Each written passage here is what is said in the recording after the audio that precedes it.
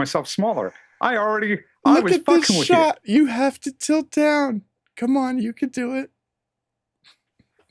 You know, this is in the show. No, that's too much Dunder down. Mifflin. Too much down. Perfect. Perfect. Yeah. Given I'm a Pennsylvanian. Oh, you've cropped the top of your head too much. Okay, that's better. All right, let's start the show. I'm just waiting for it to get into the right spot so I can save the stupid preset. So you know, there are things. Oh, man, I did it. Oh, now Jesus I have to Christ. trim the top of the show. I was going to leave all that till you cursed so horribly. Do you know? Interestingly, there is a plugin. Some like 17-year-old is making a plugin that does bleep detection. You know, like bad word detector. And he's so like, I love his enthusiasm for it. I really do. But it's like he's doing things on Reddit, by the way, going, hey, you know, next week I'll have this out. And I go, why don't you wait till you have it out before you tell us about it? I mean, this is so, like, I love that you want people to use your thing. It's passion and passion. I know. Okay, this show has officially begun. This is episode, whatever, I think I'm calling this 204. Sam will be 203. Anyway, Mr. Greenberg, welcome to the grill. Why am I shaking? Why was I shaking there? Yeah, I was shaking. Wait, it's good to be on the grill. It's good for the grill to be back. It's good for the grill to have somebody as esteemed as Jeff Greenberg as a guest. Oh, no, that's just blowing smoke, man. I will tell you that if you're watching this, we're recording this. If it's episode 204, it's perfect because it's May 4th. And Chris, I'm sure you're going to love May the 4th be with you because I'm a huge Star Wars geek. We all are. Actually, one of my nephews this is his birthday, so it's easy to remember his birthday. Nice. So I got to tell you a story. I'm sure you recall back we were doing Faster Together with Messman at Vegas, and you came up to me very quietly and you said, "Hey, can I ask you a favor?" I go, "What?" And he said, "You know, I'm gonna be a dad again." I'm like, "Oh, congratulations." And I go, "But here's the problem. The kid's gonna be born right during the Final Cut Summit. Would you step in and host for me?" And I said, "Are you kidding?" Like, first of all, that was like, can I tell you, that was like a moment when I realized, like, I've made it someplace. When Jeff Greenberg asks me to do something, and I went home and I told my wife about it, and she actually came to that. I don't know if you remember. She came to that event. I do remember that night. I mean, legitimately, I wasn't going to make it. The kid was born early, and then I secretly flew out on a plane, and I felt horrible because one, I'd asked you to step in, and you should know why. Your passion, your caring of that event, or just in general, was so high that I knew it would be in good hands. Because my biggest thing isn't a warm body. My thing for that, by far, is a warm body that cares. Yeah. Because it's just, I don't want it done sloppy. That's it. And I felt bad. I felt really wonderful because I was a new dad, but I felt a little bit bad because I was stepping in and tapping you out. And it was probably a good thing I did because I feel like that was a year where Apple really might have undermarketed. Is that a good word, Chris? Is that a good phrase for it? Yeah, but are you? I think you're saying you said, "Okay, walk away. You're done. I'll take over." I don't remember you doing that. Maybe you did. Maybe I didn't. I tried to include you as much as I could. I also tried not to have to do a lot of work. Yeah. Well, you had fun. I hope you had fun, Mr. New Dad. I had a blast. I try to always at events to have a blast. It's one of the things I love is being in person. And that boy, by the way, is 6. I know. It's crazy. And in the mornings right now, I'm still thrilled about the fact that he wants uppies, which is, you know, where you pick up a child. Okay. He's like around 50 pounds, and I walk him down a flight of stairs. And at night, sometimes he'll ask for the same thing. And it's such a warm, comforting thing. More of our lives should have uppies in them. That's good. That's good. Okay, so let's think. I've prepared almost nothing except for that little thank you about making me feel like a real person in this industry by asking little old me to replace you at that event. I think one of the things that I've always enjoyed about just talking with you on the phone, how many times have we been like sitting on FaceTime or Zoom or just talking on the phone, and I go, God, we should be recording this. This is such a good episode. Like, but we should invite the world to this, because you have a way of, first of all, you're one of the smartest people I know. You know more about things that I've never even heard of than like anybody I know. You'll start talking about something, and I'm like, I don't know what he's talking about. I don't. I'm like whispering to myself, what is he? He's like, but man, he's passionate about it. And I'll say this, I think it was at, I don't think it was NAB. No, it wasn't NAB. It was one of the summits. And you were doing one of your classes. I think you were, I don't know, color correction, whatever. And no, it was one of the virtual summits after COVID. And I remember sitting in this space right here, watching you on a 27-inch screen, essentially a front row seat. And I remember thinking, one, wow, Jeff is super smart. Two, like, this is so much better than being at an event. Like sitting in my home, front row, I'm arm's length from the screen. It's like, I'm shocked that we are still doing like physical events, even after COVID. Like it literally amazes me, because first of all, it's great to hear you, go on and on. But that really shocked me, like how good that was. I got two things. First, I'm always humbled by any friend who says kind things, but that's part of, what we should be doing in life, which is surrounding ourselves with friends who support us, right? At every level. And it always breaks my heart when I hear somebody who's just always on the negative about who other people are. But I want to say to you that, Chris, there's so many times where I'm listening to you and I'm like, nope, I got no idea what he's talking about. I'm going to do the smartest thing I know, which is to shut my mouth. Or change the subject to something I know. Right. Well, that's what we all do, man. So the way I like to describe this, because I educate a lot of people, is we're all on a path. You're ahead of me in some paths. You're behind me in some paths. And some of the joy in life is being on your path a little bit and you pulling me forward a little bit faster.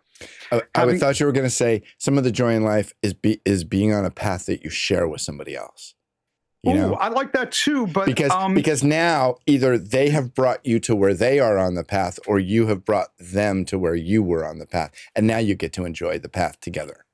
That's so much more compassionate. I kind of see it more as water skiing.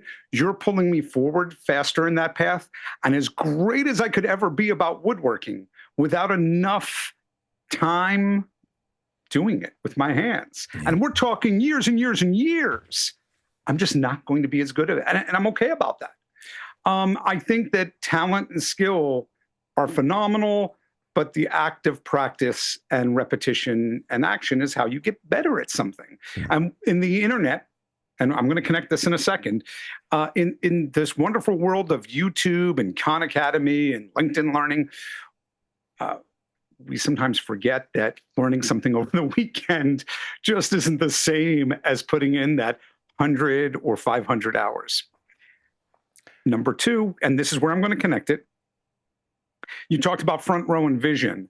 I think the elemental flaw of in-person events is vision, is we all should have front row seats to what somebody's presenting.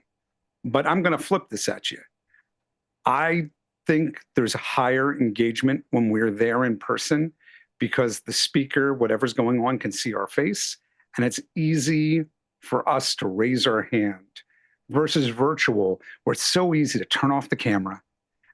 And the kiss of death, anytime I do anything across Zoom, across a platform, oh, is this going to be recorded? It's not that they want to go back over it, and they do. They want to go back over whatever, but they go, I'm just going to get off and come back later and look for the summary. than it is to interact in person. I think that's a marked difference. And in person, the community, the social is just so, like, I've yet to encounter a Zoom/Discord space that feels like we're hanging out in the same room. So it's very interesting. You're bringing up an interesting part because I wasn't looking at my experience, obviously, from your experience. And yeah, that must be different doing a talk when you can't get the feedback from the audience. And I can understand that. I think possibly, you can remedy that by saying, this is a camera on event. Turn your camera on. I have a screen here and I can see all of y'all in a gallery view, and no, it's not going to be recorded. This is happening right now and we're going to learn together. What would you say to that? I don't think you're wrong. I think that there is a certain amount of anonymity that we love when we're watching from home. I think that there's a division when we're looking at stuff on our phone because we're not being recorded. I think that it's breaching a gap that would make certain people uncomfortable, and that's on them. I don't know. I've got to think about that for a little. I mean, there's part of me that goes, oh man, I turn on my camera all the time. I don't give a damn. Yeah. But I could see my 14-year-old who's a little bit shy at the moment, and she hates being on camera in these little meetings she's got to go to because, like, oh, my hair's not right, or they're going to judge me. I think a lot of our self-perception limits what we do, including for myself. And for some people, it's painful. It would keep them away from good new learning experiences. As far as it not being recorded, hey, man, I've gone to a lot of things that they won't let me record, and I need the recording so I remember everything I wanted to go back and follow up on. So they're going to record it anyway, man. Yeah. Okay, so let's there's two topics, excuse me, I'd like to discuss here. One, there's some ideas that you and I have been bouncing around about making this show better. And two, and I'd like to do this one first. You teach all the platforms. You can walk me through any question I have, not any, but most of the stuff that I want to learn about. If I was trying to learn Resolve, if I was trying to learn Premiere, if I was trying to learn Final Cut, I want you to tell me as a trainer, the top, I don't know, 3, 4, 5, whatever, the top things where Apple has failed in the development of Final Cut Pro. Because all the platforms, kind of like Scott Simmons, all the platforms very well, maybe not at expert level, but certainly better than 90% of the people because you're out there training people on it. What are the deficiencies in Final Cut Pro that I'm missing out on when I say, because I've said on previous episodes, this is the last editor I will work on before I retire? Okay, so for the audience, I just want to put a caveat in there.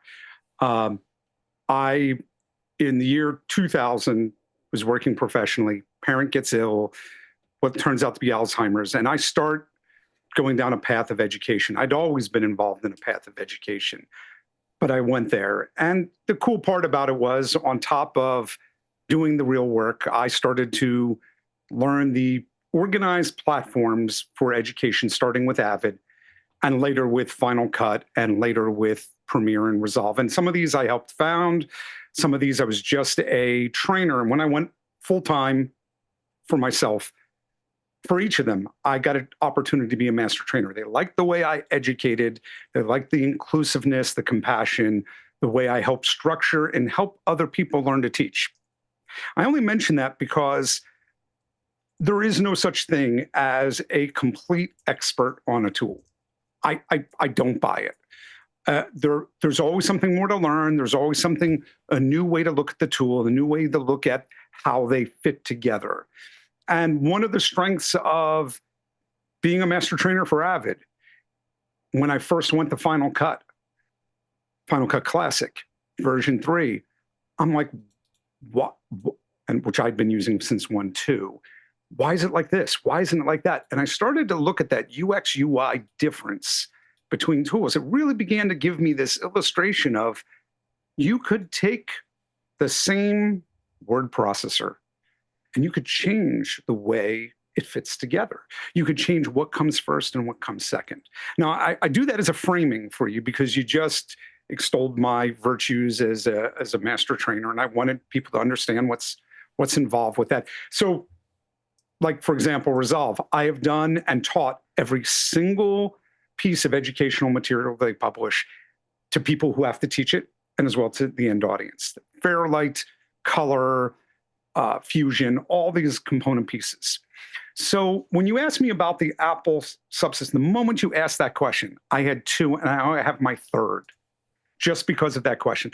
Number one for me, number one that you can't see as well, I would say, is color. The world has moved on from LUT-based workflows. What we need is color management. Color management is just simply, instead of relying on a lookup table to restore the way things look, we're going to just go back to the elemental color science, truncating nothing. Because a LUT truncates your material. It's like you transferred your money to pesos, and now you're working in pesos. And at the end, we got to convert back to the dollar. You're losing stuff.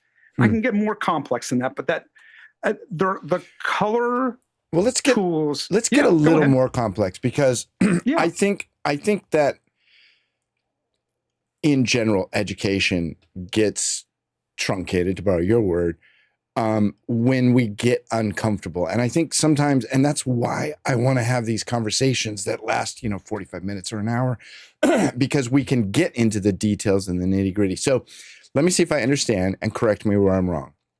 You say color in Final Cut is truncated because we have moved beyond a LUT. I think, would you say a LUT-based color science? LUT-based workflow. Okay. That what we should be doing is paying attention to the color science. Let's get to that for a second. Yep. So a LUT-based workflow, assuming we are shooting in some sort of raw footage, we have data or log. Actually, raw and log are different, right? Right. Okay. See, I get confused by that. So if we're shooting in a log-based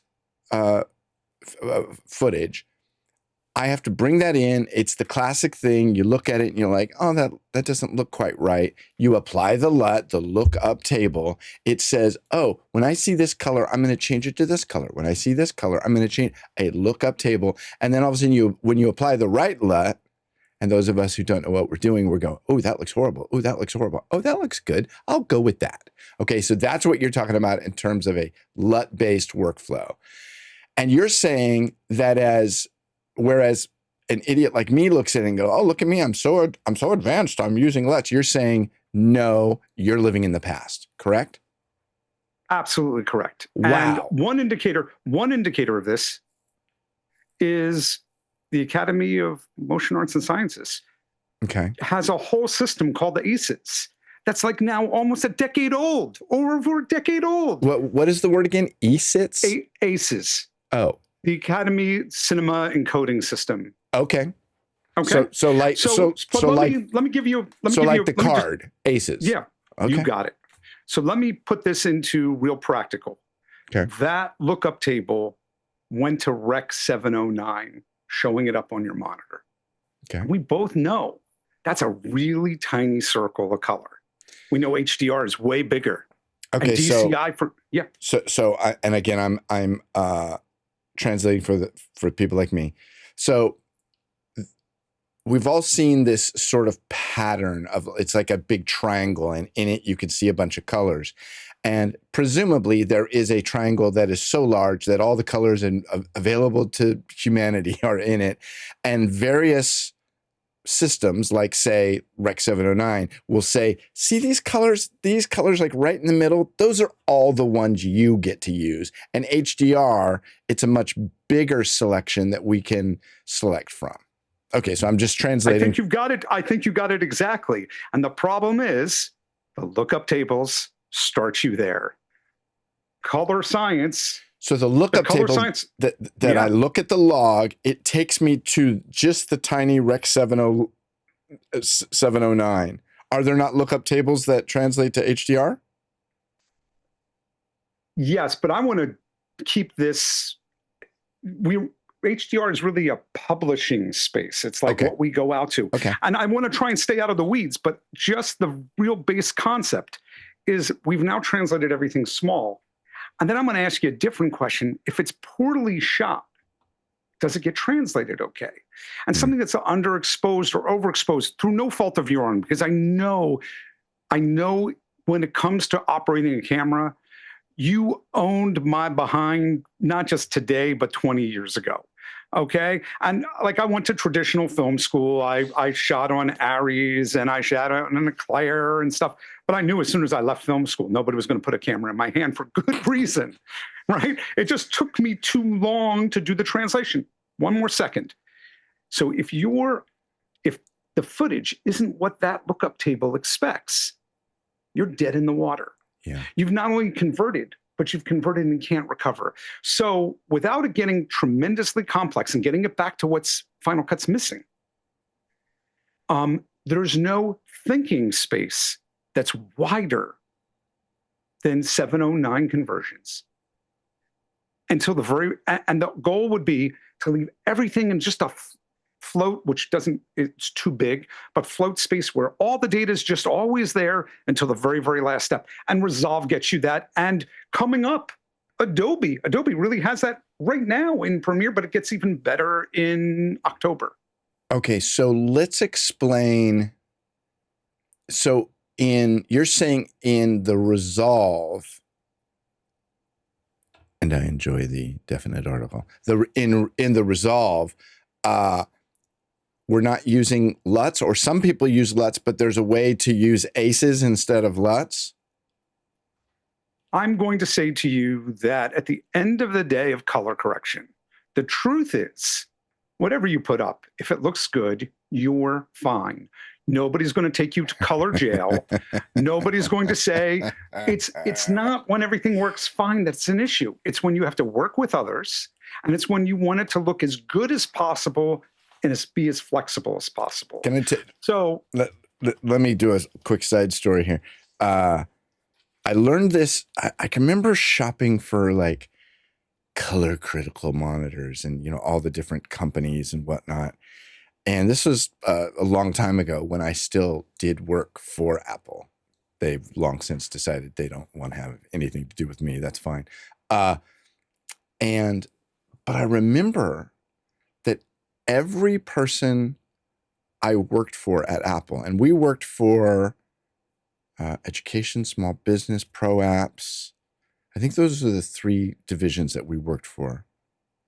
Well, we had to submit everything to Marcom.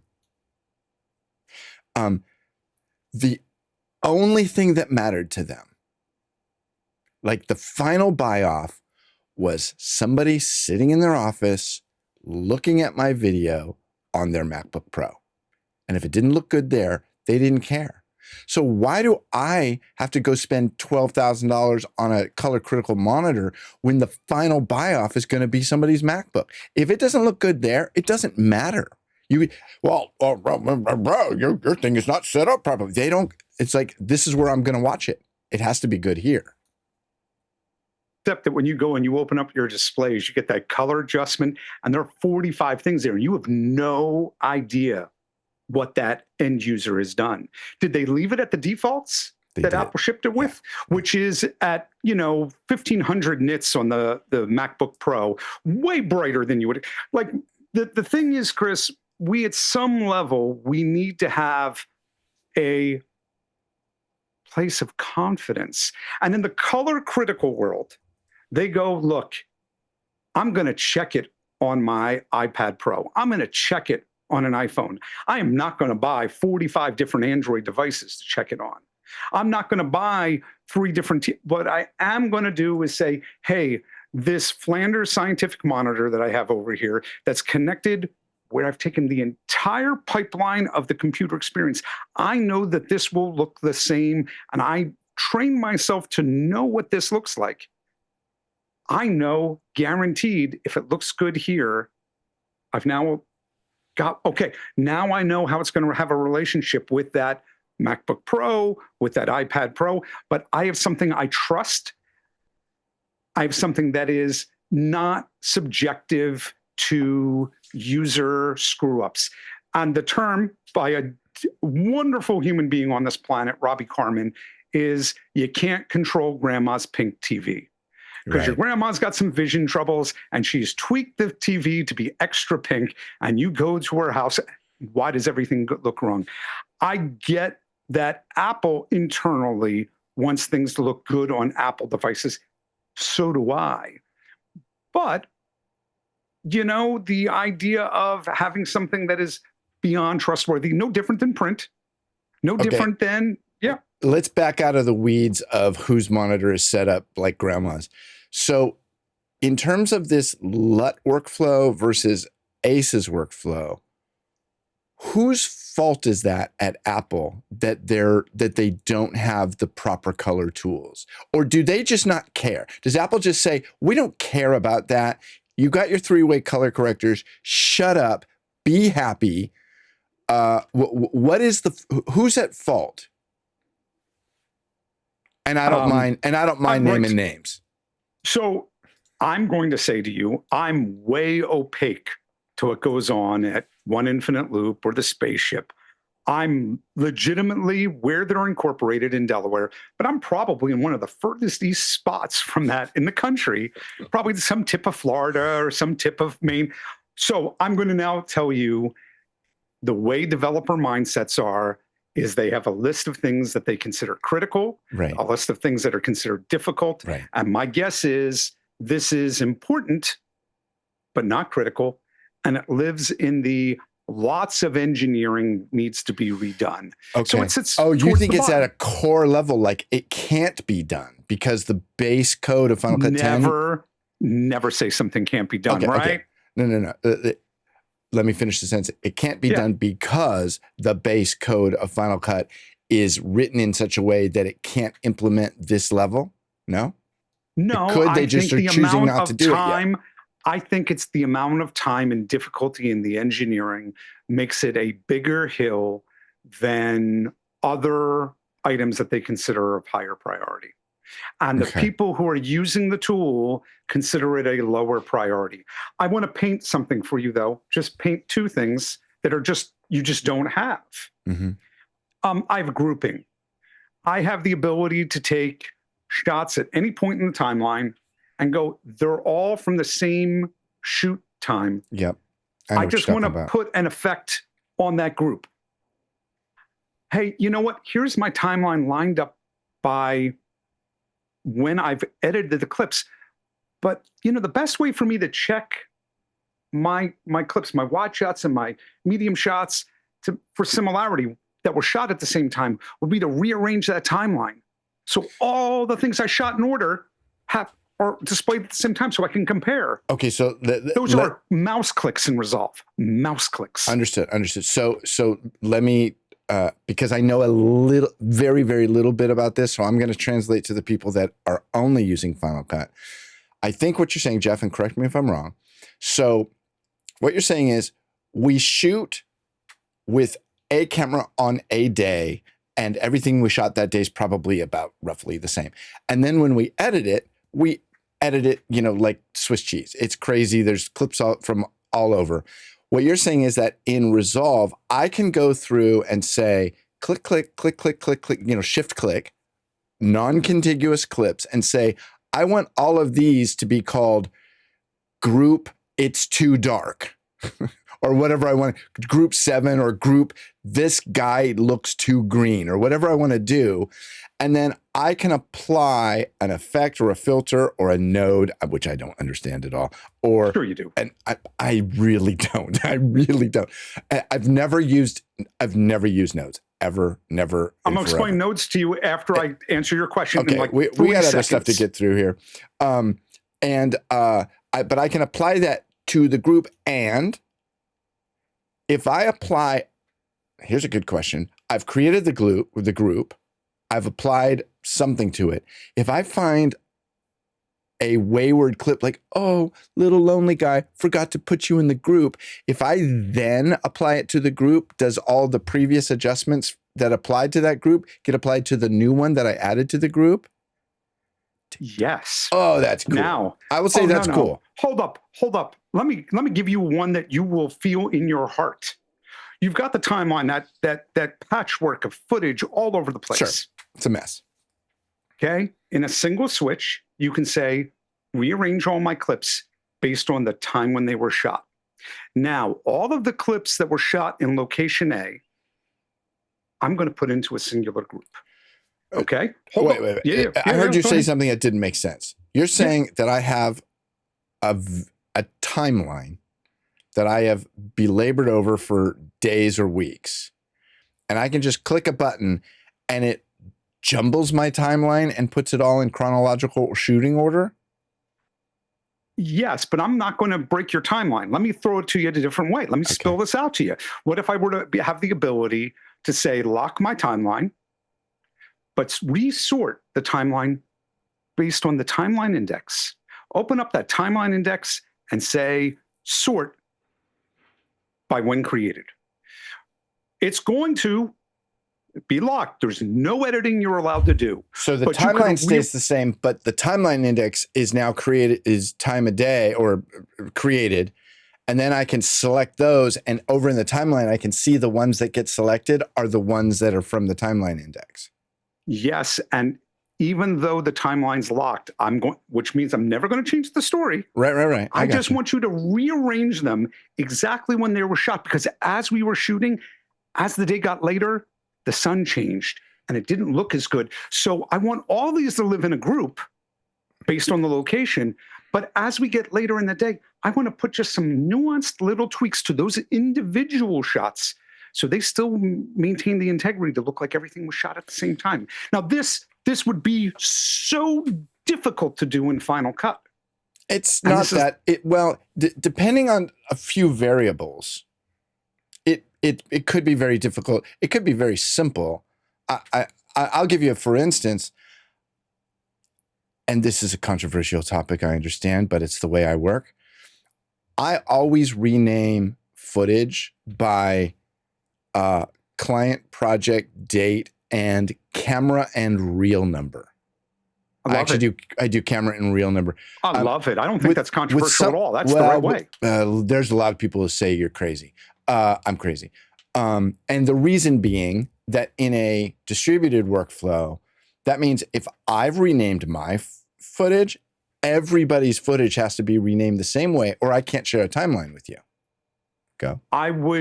My only thing would be to only rename folders, right? Client, everything else can stay the same. Everything else is almost right out of the camera. But I'm going to use the metadata for that. I'm going to do the same renaming you're doing, but I'm just going to do it inside the editorial tool. And since Resolve or other tools have got really strong metadata, that data is there. It's a database. I mean, the fact that one of the beauties of Final Cut, one of the beauties of Resolve compared to some of the other tools is they maintain an active database. The library is a database of your footage. That's what keyword-based editorial is all based about. Now what you're talking about is something that people 10 years ago would say, Final Cut's a database, it's metadata database. And you're saying that that's all BS now, and it's not as good as what Resolve is doing.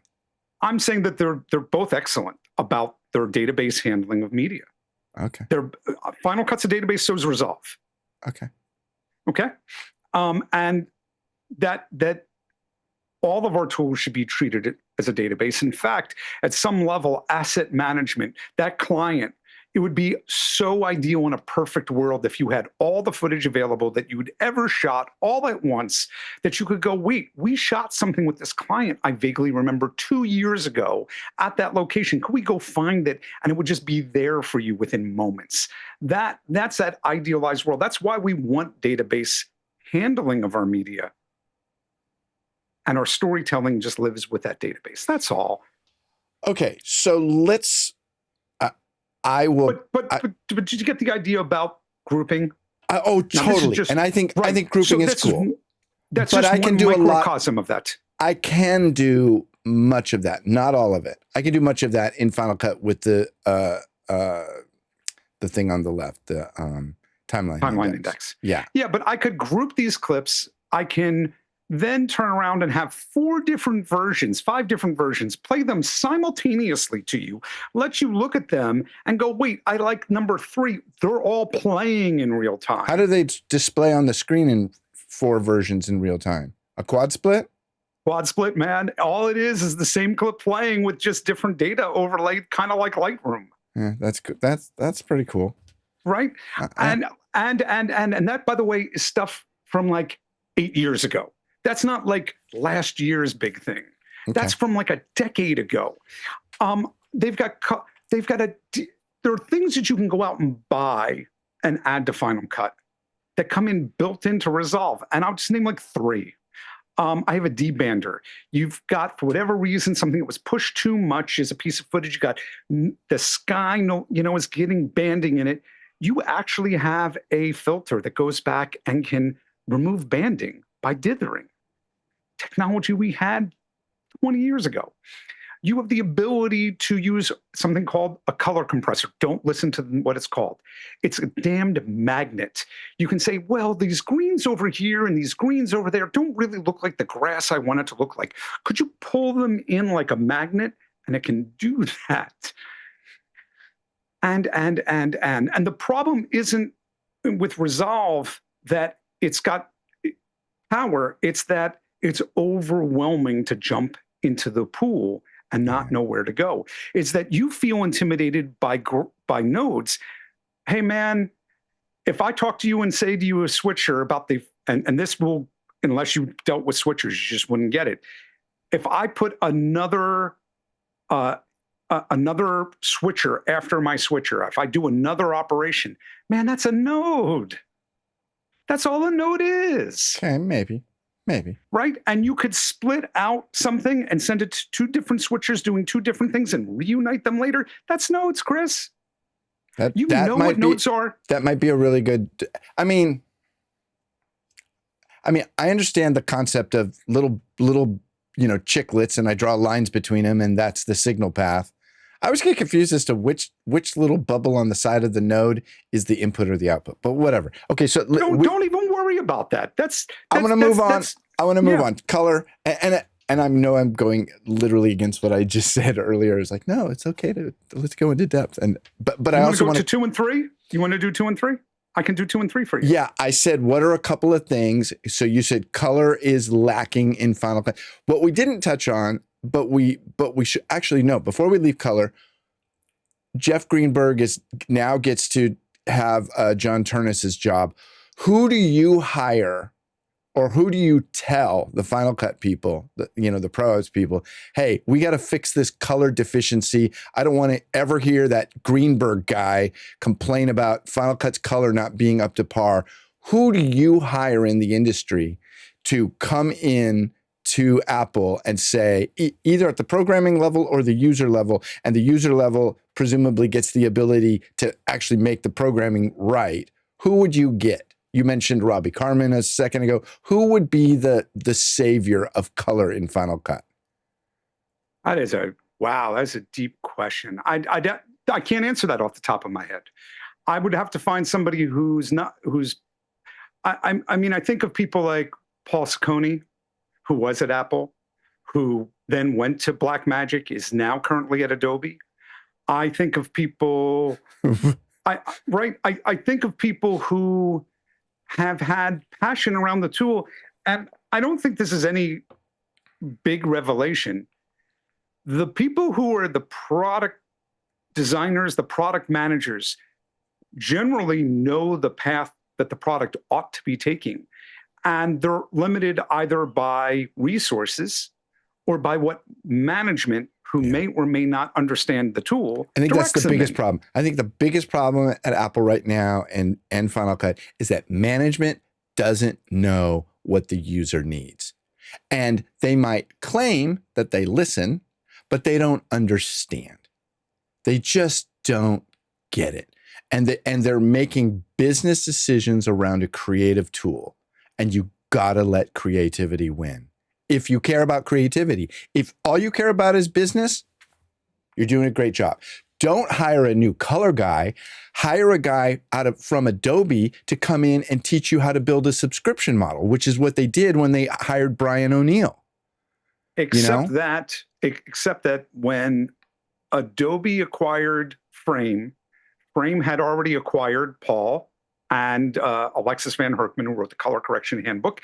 And Adobe now has Alexis redesigning their color engine specifically to address the loss of users to Resolve, because Adobe has a wider acceptance. And here is Resolve that walks in for free. Yeah. And will do color management.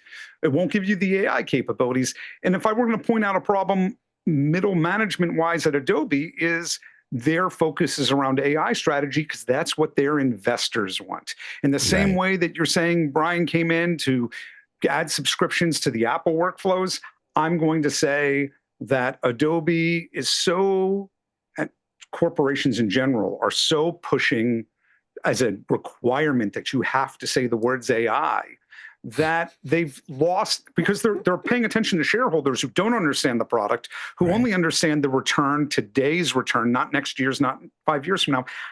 Chris, at NAB, did anybody in the last 2 or 3 years have a tripod with AI capabilities? Because I made it as a joke about 4 years ago, and somebody thought I was serious. Can I tell you something? Listen, a couple of years ago, I was walking around the show floor with Jonas Dattel from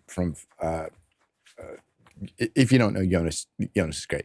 Anyway, my joke was every booth we went to, regardless of what it was, whether it was a switch manufacturer or a camera or anything, I would always just say, will this work with my StreamDeck? That was my thing. And people would look at me like I was insane, because on the surface, I did appear to be insane. Okay, so I love my StreamDecks. I got 3 of them right in front of me. I got 2. I think if I were one of the stupid things, if I were at Apple, I would tomorrow buy Elgato.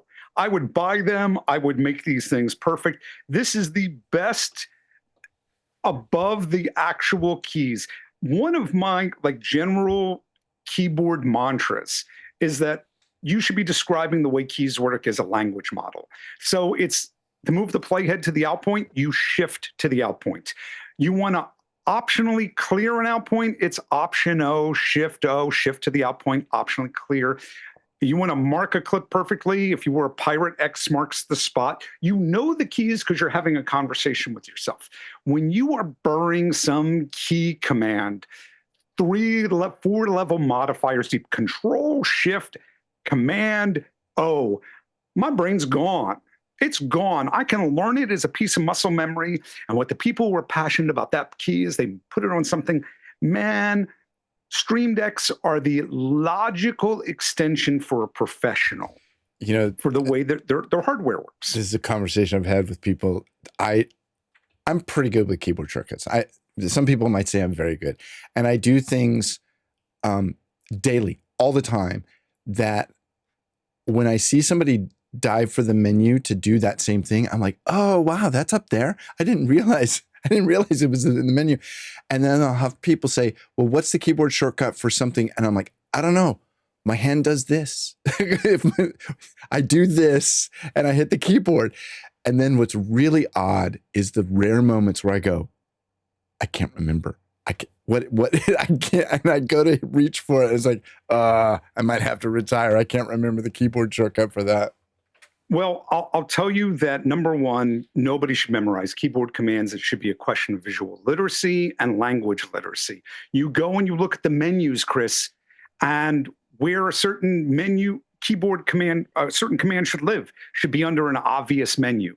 It's sort of like we all get that edit is undo, redo, clear. They live. The view menu should have things that have to do with the way you view stuff. The clip menu should have to do with things you do to a clip. There's a certain language literacy that should be prevalent and hasn't been taught for 20 plus years around technology. And with the other piece of it is, if you're on the Adobe tools or the Blackmagic tools, The people who design these tools aren't dumb people. They picked those top-level keys because they were intrinsically important for their tool.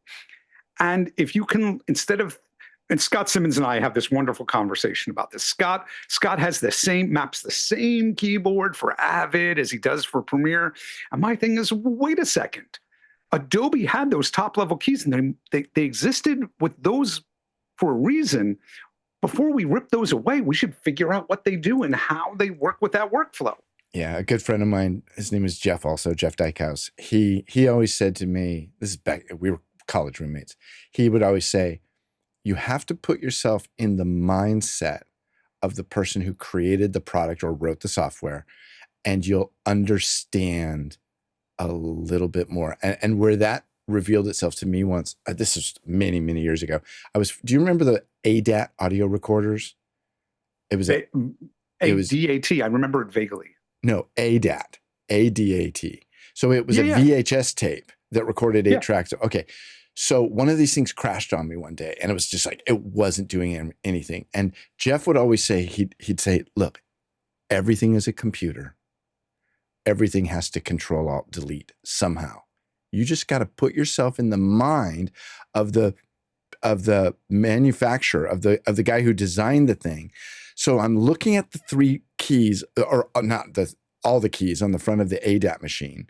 And I'm like, if I was going to do Control Alt Delete, like which keys? And I'm like, I bet it's like this one and this one and this one. And sure enough, I went doink. And all of a sudden it says ADAT rebooting. I was like, oh my God, I absolutely divined it out of just using the advice from my friend Jeff. Okay, so in theory, if the product designer is anticipating the user well, they're already in that mindset. And this becomes this really interesting loop. The product designer should be like, that's what the magnetic timeline is. The magnetic timeline to me is pure genius. There is, and for me, this is how I always talk about it. I'm putting clips on the timeline. And if your playhead was off by a frame or two, you'd end up with like a 1 frame extra, 1 frame hanger. And there's never been a point in my life where I wanted a 1 frame hanger. Yeah, there's a bunch of times where I've done a bunch of 1 frame edits, but there's never been a time where I really want that. Right. And if I've got a whole section of my timeline, I'm probably, with B-roll attached, if I'm going to move it, I want to move the B-roll as well. The magnetic timeline, thing of genius. It was wild to watch a world of competent, accomplished storytellers struggle with a tool that was helping them. Right. Now, for the product designer, if you knew nothing, this is sort of the way things should work. I've grouped these together. I grouped them together in Photoshop. I grouped them together in PowerPoint. I moved them. They're a single object. Yeah. But to us as storytellers who've had 10 years, 20 years of experience, when we hit Final Cut, people vomited and said, I don't like this.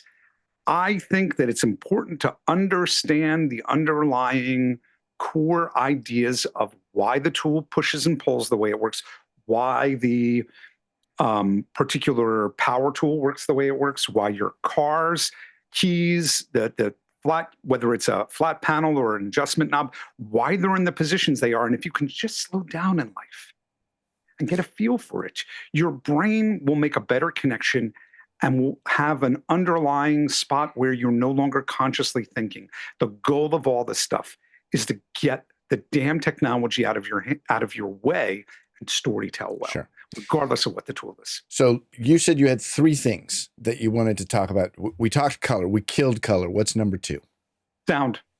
Okay. I can't run a sound mixer. I can't do side chaining. Side chaining, which is the idea that, hey, I want this compression effect to occur based on this other track or this other group. And this is old news. This is, enough people have said sound mixing is an issue. Right. But at the biggest issue, it stands in the way. And then the third item is this lack of love of motion in a sense. And what I'm going to call, let's pause on motion. Let's talk a little bit more about sound. Okay. Sure. So, it is a widely held belief, I believe. That was a stupid sentence. That the task of let's add an audio mixer is not super easy. Now, as a user, I'm thinking, no, I would just put it right here and I would hit this button and it would open up and I would see the mixer, but it's all the code underneath it. I think same thing for color. I think the thing that I'm going to detour just a little bit here. The thing that annoys me the most is that they did something like made Final Cut for iPad, which like 10 people use that? Who cares? What a waste. I'm telling Apple right now, you wasted your time with that. You wasted your resources with that. You wasted your programmers on that. You could have been putting them on fixing the audio thing. I think the iPad, just stupid. What a waste of time. You're not good. You failed at that, Jeff. You know, hold on. Wait, hold your hand like that. Quick question. Put your hand back up. Okay. I have to show people. Right. Put your hand up. You can't see, but Jeff was raising his hand. You can't see. Jeff was raising his hand. I was doing it to like go ahead, clue you in as an interviewer. My question to you is at two levels. First, we are absolutely seeing a convergence of iOS, iPadOS, and macOS. They are all on the same foundation. Yeah, we've been talking about this for 10, 12 years. Sure. Right. There's no reason that if not today, next month, next year, that we shouldn't be able to run the same Final Cut on our iPad Pros as we do on our Mac. Same underlying chips. There absolutely is. What? The resolution of my finger versus the resolution of my mouse. It works. Okay. Counter works for Blackmagic. Blackmagic just publishes it out there, and I'll recommend you use a keyboard and a pointing device and a mouse. But the iPad then Pro why are you using an iPad? If you're using a keyboard and a mouse on an iPad, why are you buying a damn iPad? Just get a laptop like a normal person. Super thin. Thing is super thin. And now you have to carry and possibly lose the keyboard. You have to carry and possibly lose the mouse. The iPad is a stupid device just in general. Once everybody buys their keyboards and their accessories, just buy a laptop. Just get over yourself and get a laptop. I got my hands on a MacBook Neo at NAB. The thing is sexy as hell. Comes with a keyboard and a pointing device. Yeah. I can give you a strong argument for the iPad Pro. Just come with me for a moment. I'll try and relax a little bit. Yeah. I want a world. Apple is painting a world. And believe me, I realize that's a contrarian device. I know people love iPad. People love their iPad. I look at the iPad like Final Cut for iPad. Don't waste your time with that. Just make my computer faster and better. Period. Two items. One is, and I think I've said this to you before, I have no attachment to any of this stuff. I'm almost taking this Buddhist Zen sort of thing. These are just objects. I mean, do I prefer my iPhone over an Android device? Yes. If I lived in a world where I only had an Android device, I would be just fine with that supercomputer in my pocket. If I can work on Windows and I can work well on Windows, it is just a device. It is just a part of my environment. Having said that, part of the sex appeal of the Apple ecosystem is I can grab my iPhone, do something, shoot a photo, and it's just on my Mac, and I don't have to think about it. It's sort of an invisible transparency where one ends and the next begins. Final Cut ought to be capable of doing that. Does it hit your market, the pro video market? No, but it hits that aspiring person who they can only afford like an iPhone and an iPad, maybe not an iPad Pro, and they want to shoot some multicam, and they want to one day buy that MacBook Neo, buy that MacBook Air, buy that MacBook Pro, and it becomes a really easy progression for them to move up into that infrastructure. Am I going to suggest that you should sit back and edit on set with a MacBook with an iPad Pro when you can just grab a MacBook Pro and go? No way. Can I do an annoying YouTube thing? Because we're on YouTube now and not just an audio podcast. If you think that I'm crazy because I think the iPad is a stupid product, please comment if you've watched this much of this video. Please comment and say, Fenwick, you're crazy, and tell me why. But also, if you agree with me that you'd rather have Apple just focus on the things that you actually care about, also tell me. I realize I'm probably going to lose this battle. Okay. It's okay. The other piece with it, just to say it, is how many more new Macs are going to be sold next year versus new iPads? Sure. But and here's the thing, though.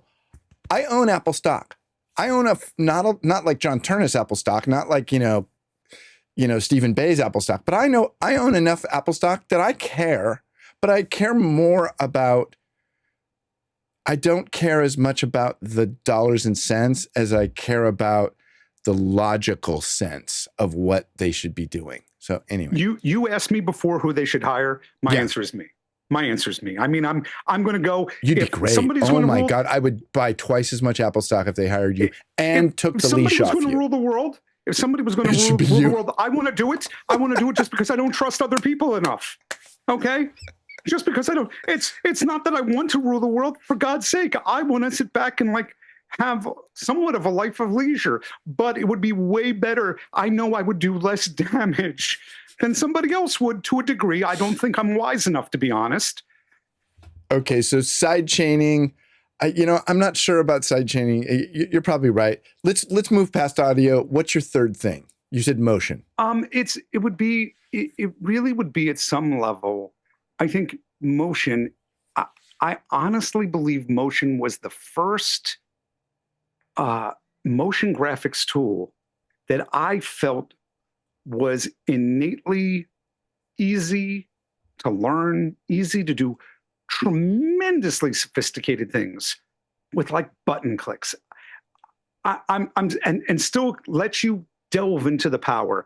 I was blessed at a chance before it was announced at NAB, but didn't ship till September that year. I forget what year it was, 06, 07.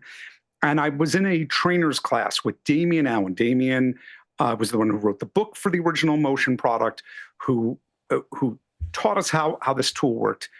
And the idea that instead of you building a keyframe path through a group of objects and telling the group of objects, when this object got here, start moving it like this, you could just throw something and then have the items react to it on a path. I'm like, this is crazy powerful, sophisticated ability. And Chris, that was 15, 17. We're getting to the point where it's 20 years ago. Right.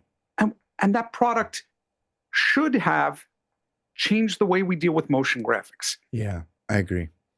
It should be easier, but you can count, not convoluted. You can count the power motion users in the world on one hand. Yeah, I would agree with that. I would agree. You got Alex, you got Mark Spencer, Jen Jager. Jen is good. You got Dylan. Dylan, what's his name? The Dylans are pretty good. Dylan Bates. Dylan Bates, who's one, right? You've got Did you see the video? People that Apple bought. Did you see that Apple bought with? Go ahead. Did you see the video that the Dylans did from NAB out in the desert? I wish I did. It's amazing. So Dylan Bates, Dylan John, they took a laptop and they went out into the Nevada desert, and they showed you, it was five Final Cut things you should know, and they shot it all on location, and it's on.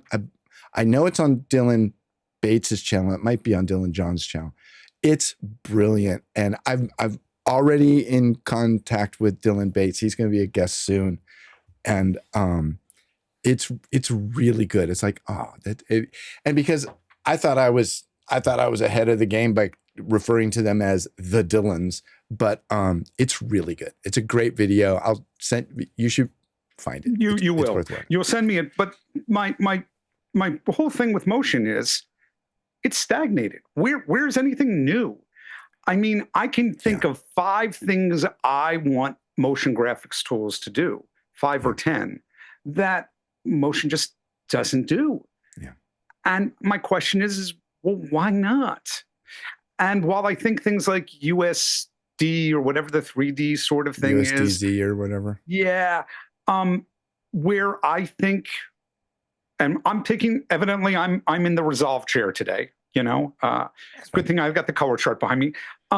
Fusion is a wildly powerful compositor, painful for motion graphics. And having said that, I will give you the tiniest example. I am doing a key. I'm doing a Greenscreen key. And one of the things that we deal with when we do a key is if it's shot really well, Chris, and I think I was the one who pointed out to you Greenscreener, the iOS app that, sees how level your key is. The truth is that a lot of people don't know how to shoot a green screen terrifically well. And what they do is they underlight it, overlight it, and what they get is not the best key. Right. So what I'm able to do fairly effortlessly in Resolve is I can say to this clip, hey, I'm going to pull a key and it's only going to do like a third of the screen. And then I'm going to grab another key and deal with the middle of the screen. And I'm going to deal with another key that deals with this corner. And then I'm going to take those 4 different keyed items, all of which need different levels of love. I'm just going to unite them. And it becomes this beautiful, like little tiny flow chart, exactly the way you're thinking of it. That sort of sophistication is they've got essentially Nuke built in. And having said that, Nuke being the predominant compositor that's used in film and television, the only negative with this is that node-based concept is a little bit more complex and not drag and drop easy. That's all. Yeah. And so I feel that Apple's missing the boat on super easy motion graphics. Interestingly, they've bought Motion VFX. Did they buy that so they could say, here's a whole bucket of content that we're giving you with your subscription? I hope Probably. so. Probably that's what they're doing with Keynote. Whoa. What did they do with Keynote? Keynote is part of the Creative Pro package. If you fire up Keynote right now. Creator Studio, I think they call it. Yes, that's the correct answer. There are a whole bunch of templates you can't access unless you're paying for the creator package. I get that, but did they buy a company where they folded all their content in, or are there people down in Cupertino at the spaceship furiously making templates that they can throw into the new Creator Studio? I think it's the latter. I think that my instinct is the last version of Keynote 14, on their way to 15, they were going to do a refresh of a lot of the base, with their new design principles. They were going to do a whole new refresh. And instead they said, hey, we're not going to give the refresh out for free. We're going to make the refresh part of the Creative Studio package. And here they are. And only, interestingly, Chris, I'm not paying for it at this point. If, if somebody at Apple wants to send me, when they tell me they're putting all of Simon's old, VFX, Motion VFX stuff into Creator Studio, I'll give them the $13. Simon, by the way, was the CEO and owner of Motion VFX. Yeah, he actually retired in, I think, 21. Yeah, Simon Miziak. So the real kicker here is I had Scott, who is paying for it because he did this really wonderful article on Pro Video Coalition. Simmons, yeah. Yep. And I said, hey, why don't you just open up one of the brand new Apple templates, save it, and send it to me. And I just want to see what I have access to. So I have access, and once you've sent me the Keynote deck, I can create decks with it, but what I cannot do is save it or modify it as a template. So if there is and I'm sorry, we've just turned this show into the Keynote Grill. If there is a template that has, say, 10 slide masters, like title slide, bullet slide, some bullets and a picture, I can't modify the size of those things. On the master slide, no. So hold up a second, Keynote Grill. First, by the way, Keynote is one of my favorite apps of all time ever. First, Keynote is an absolute killer for building really complex motion graphics meant for Final Cut. or for any other tool. It is, if you know nothing about motion, but you know how to like sort of animate or use one of the transitions in Keynote, dear God, you've got this titling engine free, part of your Mac. Yeah. Okay. I know I'm preaching to the converted, but I want to give, because we did a session 8 years ago at the summit, at the Final Cut Summit, which is just one of the events I'm involved with, Keynote Editors for Final Retreat, Cut. Post-Production World. We did a session called Keynote for Final Cut. Okay. Let me ask you a question. One tip, if you were going to give me one Keynote tip, yeah, for a Final Cut user, yeah, what would that tip be? One tip. I have mine. I have mine ready. The simplest tip is to do most of your design on a green background, so you have the option of keying it out and putting something else behind it. Is the dead easy one. But before you go into yours, go into yours and then come back to me, because I have something really important about Keynote. Here's what most people don't know about Keynote. You can make a transparent background. You just can't look at it. It doesn't show you as the requisite like Photoshop hash thing. You have to just go into the slide master and say, make my background none.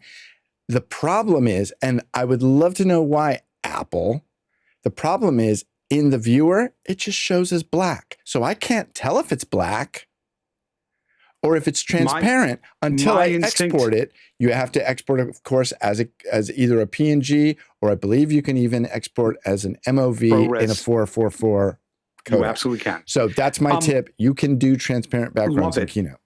My instinct is that they found that checkerboard pattern was confusing to users, so therefore it should not be.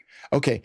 I would like to talk to the people at Apple that think that that's confusing for users, because if you honestly believe that, you have a learning deficiency, a low IQ, and should not be working at Apple, because that's the stupidest thing I've ever heard. Everybody in the world knows that the checkerboard is transparent. What if I, as a entity, Apple, looked at how many times you've launched Final Cut? And if you launched it more than 5 times, the next time you load Keynote, I go, hey, Final Cut users, would you like access to this deck that shows you how to use the two tools intelligently together? And literally a deck where page 1 is, you could do this. Page 2 is right-click and have checkerboards, but you don't get, that's always been in there, but we're not going to really expose it to the user yet. John Ternus, hire Jeff Greenberg. I can't move to Cupertino, but I can commute from Delaware. Okay. Just swing by on the corporate jet. It doesn't have to be the corporate jet. But the thing is, did you hear Apple's going to buy Spirit Airlines? No, that's not true. That's of all the things that's not true. That's not one. I would expect them to buy like JetBlue, but not Spirit.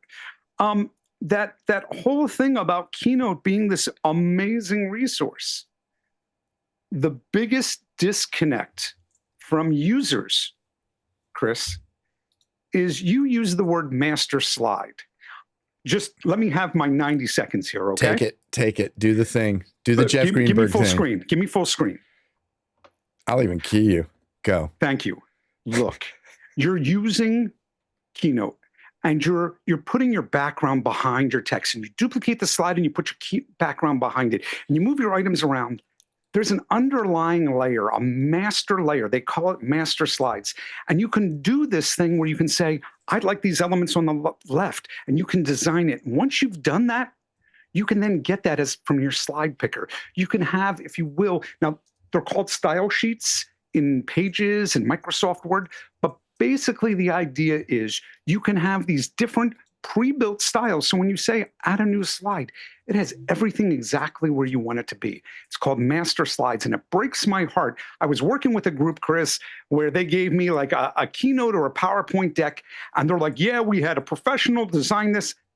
And I turned to them, I'm like, where are the master slides? And then they turned and said, what's a master slide? We live in a world where we try to self-educate ourselves. It's shocking. Breaks my heart, because I go this far. I'll take number one of Apple's pre-builts. They've got always a photo on the right side. I'll duplicate that right away and rearrange the slide as a master to have stuff on the left side. Because visually, as we go from slide to slide, if I'm changing where your eyes are, left and right, I keep you more with higher engagement. But the other piece of that is that scientific or is that Jeff's attitude? Sure. Yeah, both. Okay. Here, there's a really horrendous. Let's call it true.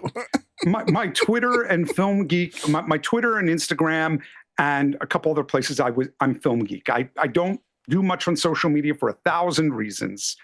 But there was this. I'm a Film Geek up until about 2015-ish. That's when the second kid, 2016-ish, second kid came along. Wasn't watching as much. But there's a film from the 80s called Looker that sits back, and it's with Suzanne Day of the Partridges and Albert Finney. This film sits, I think it's Brian De Palma who might have directed. I could be wrong on that. But basically, the film is studying the way people look at advertisements, Chris, and they're tracking where their eyes are. And I'm thinking the same exact thing. If I show you a slide with text and a pretty graphic, when I switch slides, I am forcing you to either move your eyes from the text to where the new text is, or I'm putting my new text where your graphic is. So yeah, it's a scientific study of one, and I think I'm right. Okay? But the two things I do is, number one, I duplicate one of Apple's themes and I build a couple alternatives. But number two, if I'm going to build or adapt some theme I've bought from somewhere else, I match the Apple names for my master slides. So if I decide at some point I want this to be in one of Apple's styles, I just pick the style and it reformats everything perfectly. Or if I want one of Apple styles and I like my new cool style I bought from some Keynote theme website, the thing I built now is in that new theme with zero work. Yeah. Right? You know, it'd be fun. And it's all because people don't know what the hell a master slide is. You know what? It breaks my heart. You know, it'd be fun. We should do an episode someday, and we'll rebrand it. We'll make everything green or whatever. And we should. I don't know why I said that. I do, because my last name is Greenberg. Green is always the right answer. That's why you said it. That's why. It's the second time during this episode you use the color green. Third time, really. But that's why. There's something about. Hold on. You know what I really should do for you? Let's just do this. I love the fact that you're modifying your background or titling in real time. I love the fact that you're doing it. So, but we should do an episode where we just tit for tat. You show a keynote trick, I show a keynote trick. You show. It'd be fun. It might be mostly you. Tomorrow? No, I don't. I have work to do. I have stuff to do. I have work to do. I've got children to take care of. I can't do it tomorrow either. I knew you couldn't, so I was safe for me to bet. So you mentioned Film Geek. Let's talk about social media. Let's talk about Reddit. Okay, so let's change the slide you just modified, the thing you just modified from Film Geek to Greenie's Mac. And I just want you to understand I couldn't get Film Geek when I moved to Reddit. And I moved to Reddit about 15 years ago. And I couldn't get it because somebody had the username already and wasn't using it, but Reddit won't let you, won't expire usernames. Yeah, I know. So in college, I had like 5 friends named Jeff, 3 of which I'm still friends with today. One who's my best friend, one who runs the Mayo Clinic's video department, wonderful human beings. I went by the nickname Greenie. I actually went by the nickname Greenie in a bar bouncing before that. And then because I've been a Mac user since 1984. Wow. Really 83, because I had been introduced to the Lisa, but the Mac XL at the time. Yeah. I said, okay, Greenie's Mac is an old username I've used. Let's talk about Reddit, which is its own separate Final Cut Grill, but it's really community. So I'm going to ask you, Chris, we have the various social media platforms. We have Instagram, YouTube, TikTok, Twitter, these are all centric on the publisher of content. There's not a collection of people. In other words, you can go follow Jen Jager, who you should, but what you can't do is have a whole bunch of motion people talking about motion. Yeah, I see where you're going. Okay. And there have been, and some of it's old school, man. Some of it's old school. We're talking before, like things like the Creative Cow, which I haven't seen in 15, 16, 17 years. I'm talking about like old school, in a sense, mailing lists. For those of you who were born after the zeros, you should know that you could subscribe to a mailing list, essentially a newsletter, and everybody who was replying, you could see their conversation on a daily basis. And what that gave you was a collection of minds of people discussing the topic, not about them, but about the topic. Right. So Reddit mimics this. Reddit is basically a series of communities. Right. And that's it. Right. That's it. And the one difference that kind of has its magical appeal is that every single piece of content, a post or a comment, has karma. Good stuff in theory rises to the top. You can make an argument for the opposite. Good comments, good posts, and just as equally, some of it is karma farming. Some people just are going to go for the popular thing. Final Cut sucks, Resolve sucks, Premiere sucks, right? And then you as a user have karma. If you do good contributions and people like your contributions, I didn't say agree, I said like, your karma rises. So I, about 14, 15 years ago, came to Reddit, kind of saw this as a platform, said, well, wait, where's the post-production? I saw more post-production conversations occurring with some level of being anonymous than I'd seen anywhere else. And wait a second, there was also conversations about sci-fi books and fantasy and computer programming and all. Wait, that's what Reddit is. It is every single community under the sun. And there's not one Final Cut or one post-production community. There are hundreds of them. And the ones with better content seem to attract more people. And so, I made the mistake of moderating some. All right. So if I had never touched Reddit before, and I do have a little Reddit experience because my wife and I, as you know, we have two homes, one in the Bay Area, one out in Sacramento. And every weekend we go to our Sacramento house when we're not working during the week. And we have fallen into this pattern of, on the long commute, she found this podcast called Smosh Reads Reddit Stories. And Smosh is a group of comedians, and they sit around with their podcast mics, whatever. Your audio. Hold on a second. Oh, I lost your audio there for a second. Smosh Reads Reddit. Smosh Reads Reddit, and there are a bunch of comedians. They sit around, they read Reddit stories, and it's wildly entertaining. And I got to thinking about it because this is the way my mind works. Yes, it's funny and entertaining, but it's an endless supply of content for these comedians to riff on. And I'll give you really briefly. There was they pulled a story from like Nightmare Roommates. And this guy said, I've been playing this prank on my roommate. He loves garlic powder. He puts it on everything. He has this medium-sized bottle of garlic powder. They're roommates, but they're the kind of roommates that have their own food. He says, I bought a giant thing of garlic powder. And every time his garlic powder gets to about a little bit below halfway, I put a little more in his garlic powder thing. He says, I've been doing this for 2 years. And the other day in the kitchen, he's looking at his garlic powder thinking, and he says out loud, he goes, this is like a magic bottle of garlic powder. It never goes empty. And he didn't have the heart to tell the guy he'd been refilling it. Not totally, but just enough. And then he said, I need advice. We're parting ways. And how do I continue this? Anyway, long story short. That, by the way, is an old version of, there was a guy who did that, filling up somebody's car with extra gasoline. He's like, I can't believe how good the mileage is in my car. And my then old Cutlass. Stop doing it. And then stop doing it. And they take the car to the mechanic. What? Right.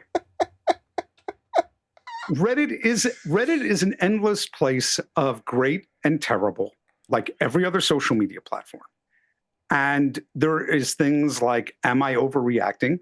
Yeah, I like Right? that. I like Or that subreddit. I'm gonna use a 4-letter word here, 3-letter word really, 7-letter word, 7-letter.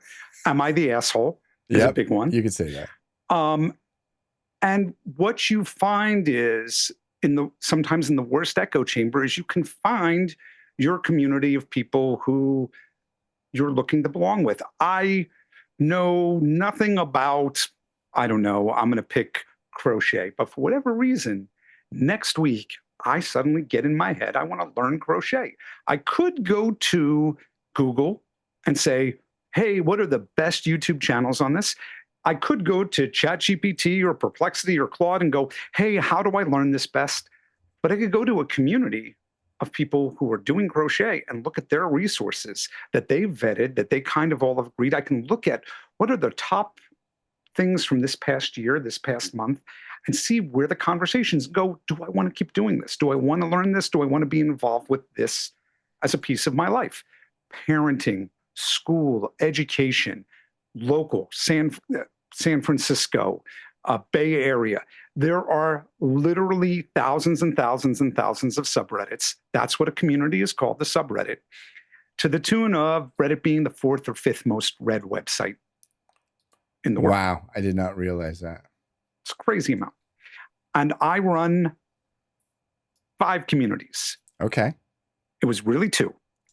I came to Reddit looking for a post-production community, and there was one called R, because that's what we call the subreddit.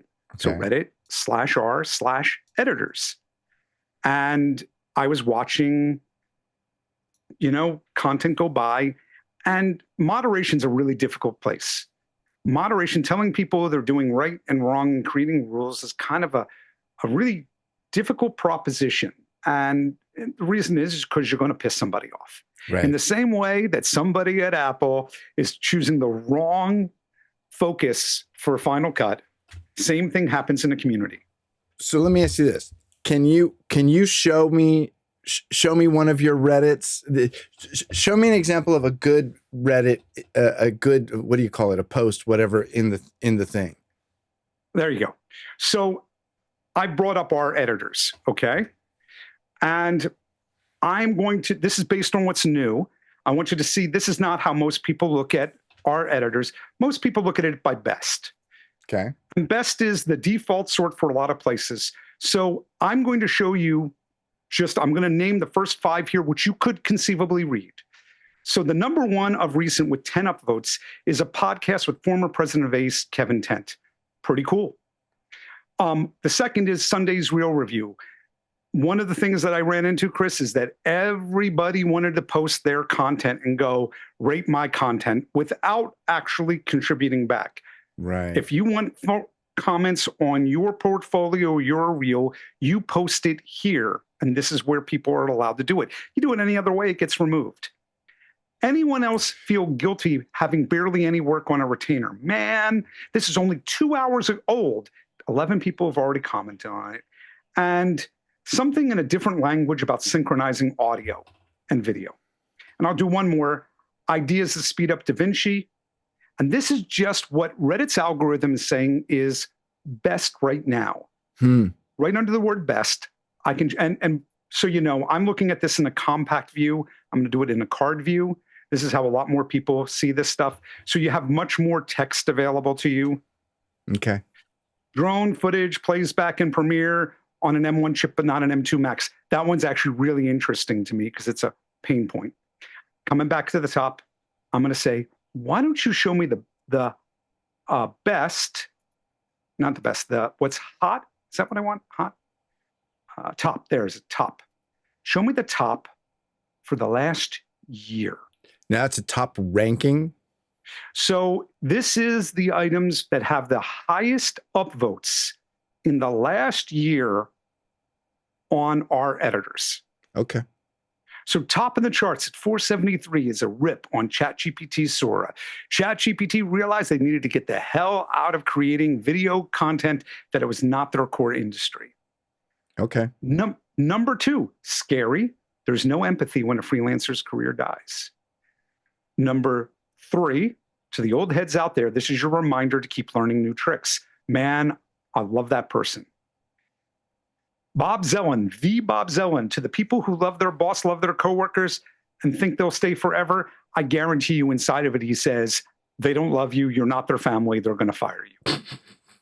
Okay? I'm going to skip this 5th one because I don't do politics BS. I can't do it anymore, career-based. This is crazy. Hey, I'm going to stop the screen share. Chris, is there any place on the internet where you can talk about a professional post-production career and do it maybe anonymously if you chose to? What's your thought on people posting anonymously? Problematic. So it's problematic at 2 levels. It's great, but it's also problematic. Let's do the great. Here I am. I've got an established base of knowledge. Do I want to admit I don't know something? People are going to be critical and judge me because I don't know this basic thing. How many times in this last hour have I said I don't know something? I don't know why people have such a hard time doing that. Anyway, go ahead. One of the greatest rules about educating others is admitting when you have a gap in your knowledge, because it's man, I think you've heard me. I've definitely had this conversation. I can't stand when somebody says the word guru or, that sort of ownership of information. They're going to sound self-assured, and I just don't buy into it. Whether it's Tony Robbins or anybody else, I think we remember our best hits, and we try to forget the times we struck out. Babe Ruth struck out a lot, and people forget that. Yeah.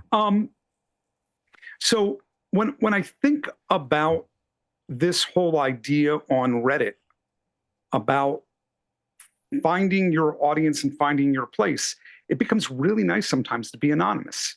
And by being anonymous, it allows you to ask and be, the Apple adage, be curious. Mm-hmm. It allows you to be curious and take that judgment off your back. Okay. I think my deal with too much anonymous stuff is people just say stuff that they're not willing to live by or to back up. Okay, so there's the flip. So there are a couple things that you do, one of which is on a subreddit. For the first 30 days or so, you can't post. You can comment, but you can't post. And even your comments, somebody's going to look at. And what is that going to do? If you're coming in and you're just crapping on people's stuff, your voice is silenced. And 30 days seems to be about the magic spot that somebody goes, man, I'm not willing to put in the hard work to get past that 30-day mark. Right. Okay. And then the other part that's right aligned with it is that's going to keep most self-marketers, or spammers off the reservation, because they're not going to have the patience to that makes sense. keep up. Right. So there's like this intrinsic built-in safety valves, and there's a bunch of them. There's, I'm not really revealing everything that's underneath the curtain here. But basically, you join Reddit, you find a couple communities you like, you join those communities, and now your feed is this never-ending scroll of content that you're kind of interested in. And yes, sir. So you told me you had a little soiree, a little get together at NAB with some of the people on your Reddit thing. How many people showed up? We had over 120. We had about 130 people who kind of fit into the 2 wheels of I'm in post-production or production, and I'm on Reddit. And some of them were just like, I read Reddit, I don't really comment, and I don't care. It's a complex Venn diagram, isn't it? the goal is really, in so many spaces, brings us all the way back to the beginning. Yes, I think sitting in the front seat for somebody's presentation is wonderful, but we've lost a certain level of community by not being in person. And this is one of the spaces where I have found a overlap of virtual and in-person ability to have community. We have a Discord that's attached to this. I happen to also run the video editing, the hobby subreddit. You know why I handle the hobby subreddit, Chris? Because I don't want a Twitch streamer who wants to use Resolve or CapCut because it's free or whatever level is free. I don't want that to be involved in a conversation about how do I keep professional work happening or how do I learn the next new thing coming down the pike. It's not that they don't have good contributions. It's that they're a different audience. I also took on the running of colorists, art colorists. And about a year ago or so, I got asked to help with our Premiere and our DaVinci Resolve. So those 5 subreddits, I'm pretty much once or twice a day, maybe 3 times, going through and just going spammer, not spammer, good. It's 10, 15 minutes at a pop. I'm probably burning an hour a day, which sucks because it's a non-compensated sort of thing. Sure. But I will tell you, it keeps me on this really interesting edge of where things are going. Yeah, I bet. So one of the biggest hassles at the moment, and I say this hassle from a user point of view, is we have an avalanche of vibe-coded tools hitting our shores, hitting our eyes. Now, that let's be accurate. Every piece of software at Apple now has got some sort of AI assistance in the coding. Same thing for Adobe, same thing. Why?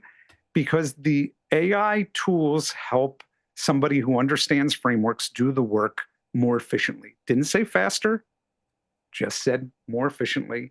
They're finding mistakes that they couldn't find as easy. Tracking down a bug, adding new features. It has also lowered the bar. I've built a couple pieces of software. I'm thrilled that I can do it. The one that I'm waiting for Apple to approve is called Snap Cursor. And Snap Cursor, if you hold down Control and the accent grave, just moves your cursor to the next screen. You got 3 screens, 2 screens. You don't have to wonder where the cursor was. It just jumps to the dead center of your next screen. The next version of it I'm doing, Chris, if you've got a wide screen, one of those arc screens, I'm going to make it go left, right on your screen. Okay? You're not... Right? Will it go between screens that you are universal controlling? It can get you to another screen. Yep. My mouse right now has access to 1, 2, 3, 4, 5, 6, 7 screens. I have not on 2 computers. Right. I've not figured out a way to do that, but it's within my reach. Okay. Okay. That's all the tool does. Snapcursor.com. I'm waiting for Apple, which is live, but I'm waiting for Apple to approve the app. And I've done it wrong 3-4 times. It's such a wonderful learning experience to go and build the tool. Have you ever talked to Chris Hawking about this? Hawking's such a genius, man. He, in fact, a stupid wild ahead of us, but that's because at some intrinsic level, he is computer programming design first. But also, don't forget, he's a day ahead of all of us anyway, being in Australia. It's true. Any day, at any moment, he's a day ahead of you. You can't compete with a guy like that. So is Ian Anderson. Yes. Okay. Right. But my whole thing here is it lowers the bar of entry, which is great. You want something that cuts on the beat, somebody will make it. You want a replacement for Frame.io? Great. One, I have so much goddamn astroturfing about it.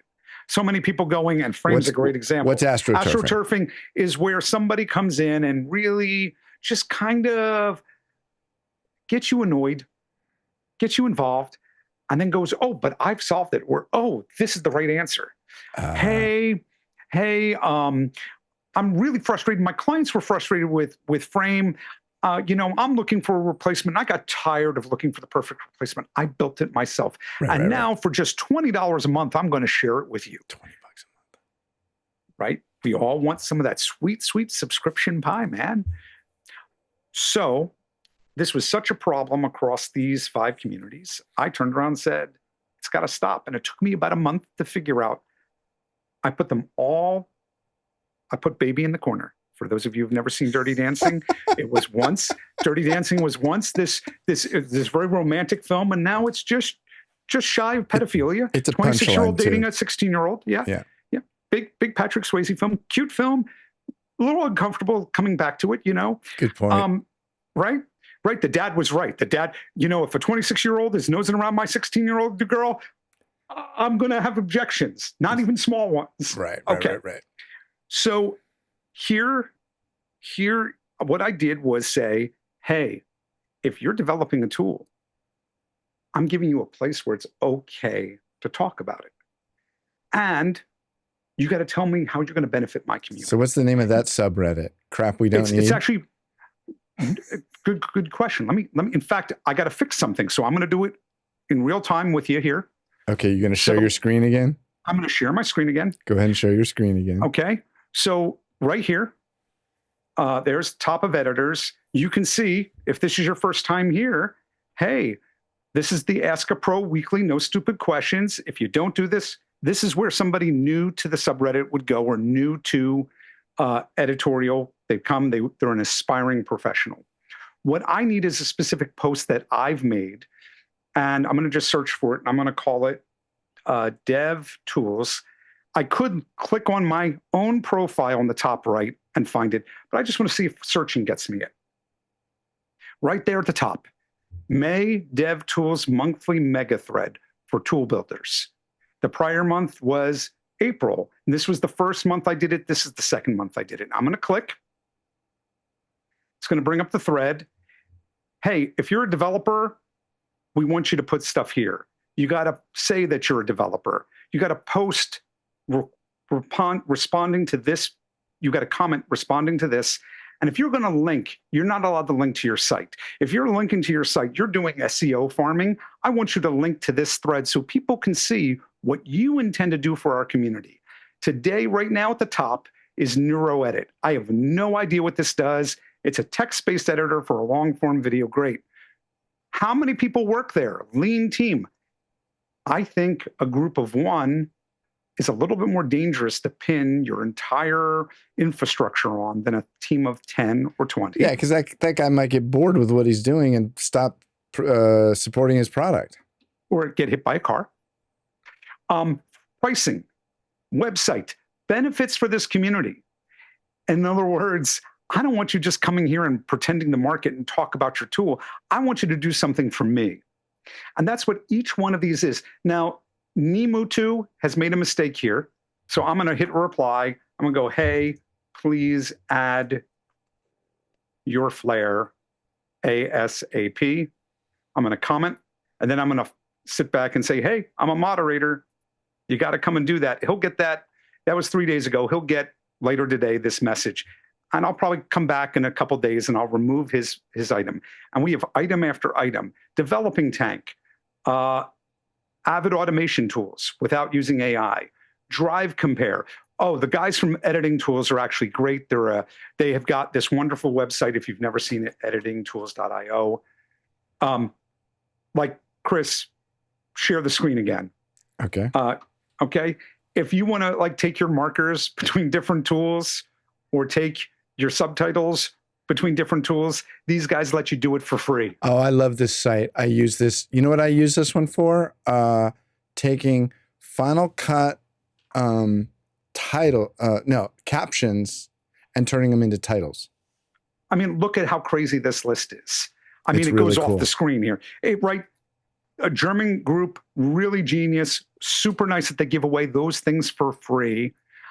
But basically here in that thread, they've got a new tool or a tool they want to talk about. Because my rule is, Chris, it's not about your tool, it's about the company. So your company can talk about one of your tools per month. You're not allowed to come in here and talk about every one of your tools as subversive marketing or some sort of marketing BS. Okay? Description, what it does, how much it costs, website benefits. If you go, man, that's a steal at $20 a month, for at least the month of May, I can turn around and I can say, put in Reddit and I can get 10% off. Yeah. This guy's looking for beta testers. You get sort of the generalized idea. My problem was, and I'll stop this screen share. My problem was I had a bunch of people coming in, all pushing their agenda, their needs, their product. What I needed them to do was pay attention to my community instead. So I said, hey, everybody, here's the organization. You can't crap everywhere else. You can mention your product if you think it's applicable, but you got to point here. And the last part of it that's important is I gave them breadcrumbs, Chris, so they could be a good actor on Reddit as a platform. I'm like, here are some rules about Reddit. Here's what you need to know as a corporate entity interacting with Reddit. Teach them how to read the room, so to speak. I need to teach them how to read the room, and I need to teach them how to read the platform. Yeah. They're two different ones, right? But the platform will kill them because if you just come in and just mention your product, Reddit itself will just knock you off the platform in like hours. Okay, so Jeff, I need you to do something. I need you to look right into your camera because I don't want you to cheat. Do you have any idea how long we've been talking? We've been talking somewhere in the order of about 95 to 100 minutes. Am I close? We just cracked 2 hours. So listen, this I did not intend this to go this long. I feel like we're doing a should have been 2 episodes. It's like doing Rogan for now. We'll just let it go. I'd have to edit it and make some between stuff. I'm not putting. If anybody hasn't realized, I'm not putting a whole lot of work into doing this. It has to be minimal output for me, involvement with me. Otherwise, I can't do it at all. So this is going to be a long episode. Who knows? But I will put chapter headers in, so we'll get good. People can go find what they want. And I also experimented with Sam last week, which hasn't aired yet, but will by the time you see this time. I'm gonna start doing shorts, and the shorts will help people find the good bits. So 1,000%. What I would love to do, if you're interested, is in the sense that like Smosh, what was it called? Smosh reads Edit. Simple. Right. It reads Reddit. Yeah. I'm more than happy once an episode to drop something, just something I found, something I want to rant about, and just give it to you part and parcel that you can throw in. And if you're watching, you have the choice to skip. So let's figure out how to do that. Do you want to have you and I get on like once a month and let you dig through, like we just did, dig through a couple of stories, talk about the significance of it, why it's stupid, why it's great, whatever. And we'll just record them and then I'll just roll them into my show? Or you could. The negative with that is the topics here are so divergent, week to week specific. They're so topical. Oh, you mean they'd be stale in 3 weeks? They could be stale in 3 weeks. Or given that you're intelligently recording ahead to keep yourself always ahead of your publishing schedule, it may make more sense to set a timer and just let me rant with you there and go, okay, that's bit number 1. Let's get number 2 from you, Greenberg. And that way well, that's what I'm saying. Together. If we pre-record a few, I want to involve you, but I don't want to like ruin your life and try and schedule around yet another. It's hard enough to set up one interview, as you know. Is Greenberg going to be available? And I don't have the infrastructure to have 3 people on, so that's not going to work. Yeah, so, I mean, we can absolutely either record once a month. Let's try it. In the next week, get 4 Reddit stories that you want to dig into, and let's keep it. Run a timer. Like 2 minutes? Run a timer. Could you do 2 minutes on a story? Give me 3. Oh, you bastard. Okay, so we'll do No, my parents were married. They got divorced later, but... We'll do 3. I'll give you 3 minutes. And who knows, maybe it becomes its own show. So, and I don't know. I'm going to tell you one thing. Yeah. I'm not trying to be funny. I'm trying to pick something that it should has be interest industry specific and industry vital. Important. Yeah, absolutely. I'm not trying to be funny. Right. But it's less to Ask me. my wife. That's painfully obvious. I have a dear friend, Michael Kamas. We've had a very irregular podcast around these subreddits called Star Wipes. It's called Star Wipes because it's meant to be cheesy as F, right? But it's that idea that we have discussion. The biggest problem, Chris, is Star me. Wipes is a good name. That's a good name. Biggest problem is me. And when I tell you the biggest problem is me, I mean, I live in a level of chaos because 3 children. Yeah. While we've been here, there have been 5 Slack things 9 different things I need to take care of. One that I've got to take care of in 22 minutes, or my wife's going to give me hell. So My life's a constant set of spinning plates, just like everybody else's is. Let's call this an episode then. Jeff, Right. thank you for doing this. We'll talk another time very, very quickly about doing some Reddit bits. And it is an absolute honor to be able to call you my friend. And I appreciate you taking the time to do this. Chris, I am thrilled that you're bringing Final Cut Grill back. It really should be the Fenwick Grill.